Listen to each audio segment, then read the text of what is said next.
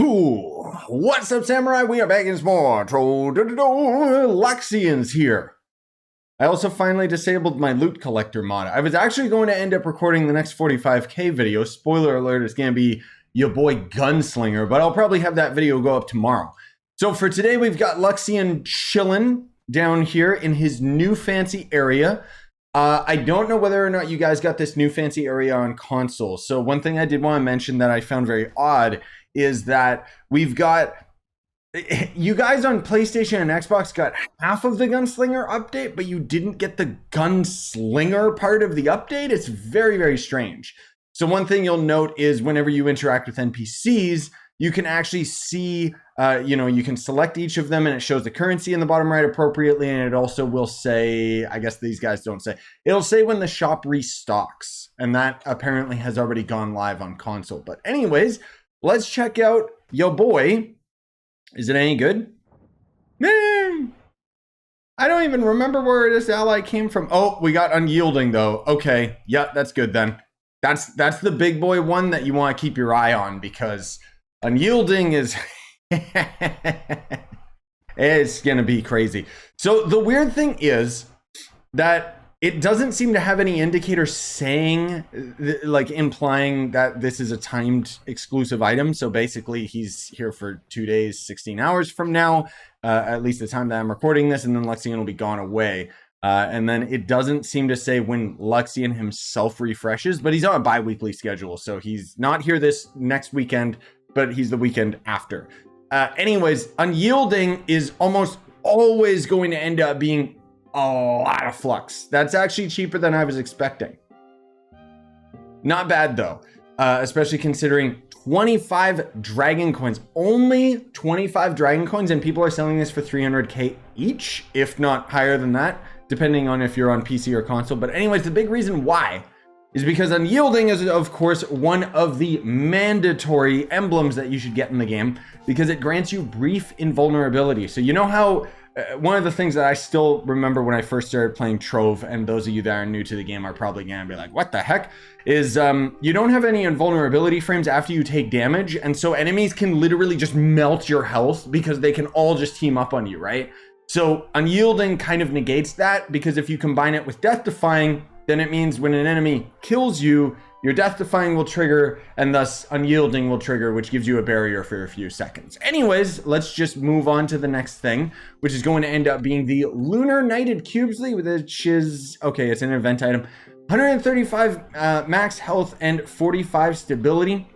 It's gonna be this little guy right here. It's a Cubesley with a knight helmet on. He's kind of cute, he's kind of adorable. I honestly don't even remember where he's from. I don't remember what event he's from, which means it's probably a couple years ago. Ooh, Spooky Duckman is here. And then there's the Tiny T-Rex, which of course those that ended up getting this a long time ago know that this mount used to actually be a freebie. Yeah, that's right, they ended up doing, when you would log into the game, sometimes they would just have like a daily like collectible that you could get out of the shop, and the Tiny T-Rex was one of them. I'm assuming this is gonna be decent flux. Whoa. Woo. Okay. I guess if you want more bang for your buck, buy this. Except, well, it's 100 dragon coins each, so it's still cheaper to just get a bunch of Unyielding, frankly speaking. But I don't blame him. Tiny T-Rex is both adorable as well as deadly, and is actually one of my favorite mounts in terms of the freebie mount that we used to be able to end up getting. So I don't know, just keep an eye on it. I think it's cool to have. Then there's the Fantatar, which this is one of the mounts that nobody's really a particular fan of.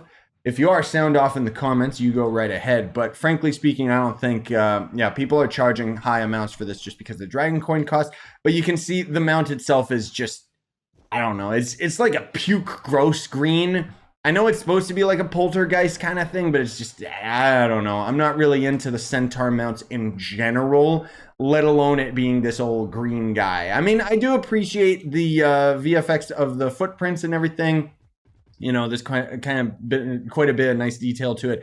And then the fact that you can kind of see through it and see its skeleton, which is kind of disgusting because that means all the other centaurs have skeletons as well. That means our Trove characters, according to this, it's canon. We have an enemy. Like our characters have skeletons and guts and stuff, like, which is horrid to think about. And then we've actually got some wings. So these will probably end up being an item that a lot of people want to go for just because of the fact that it is an event item. You cannot resell it because it is an event item, but either way, they're cool enough wings. I don't know, they're kind of fireworks style, so I'm not the biggest fan of them, frankly speaking. Like, they kind of have a little too much detail on them. Or not too much detail, just too much like, my eyes, you know, like kind of thing.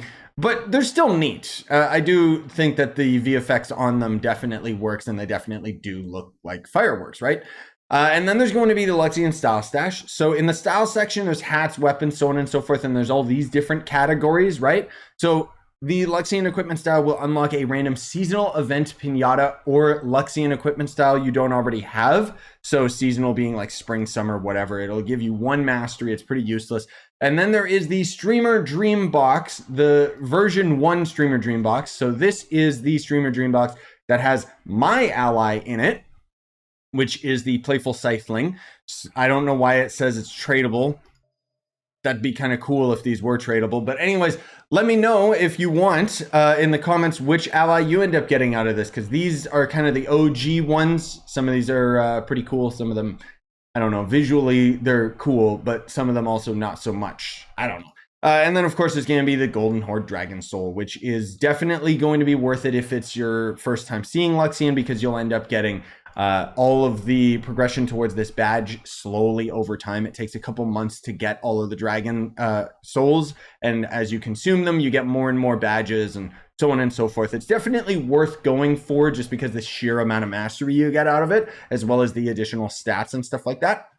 And then, I don't always do this, but I guess I should get in the habit. So here's the cookie cutter dragon that you get out of this. And then a little bit further down the line, you get this guy, and this one can fly. And then last but not least is going to end up being the fully fledged out dragon, which this one is going to end up not only being able to fly, but also being able to shoot fireballs, which, you know, shoots down the flux VFX and has a little bit of ragdoll and stuff, which is pretty cool.